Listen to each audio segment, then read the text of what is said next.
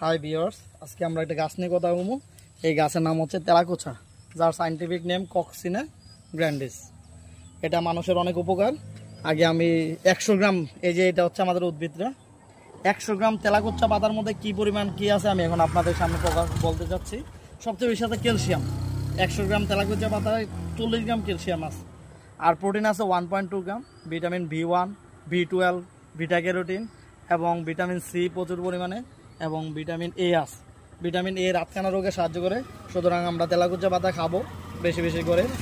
আর vitamin B1, B2 এটা আমাদের ঘা নিবারণ করে। যদি কারো মুখে ঘাও হয় তাহলে সে পরপর 2-3 দিন সকালে তেলাকুচা পাতা পেস্ট করে রস এটা মুখের মধ্যে ঘরঘরা করতে পারে। তারপরে তেলাকুচা ডায়াবেটিস রোগের অনেক উপকারী।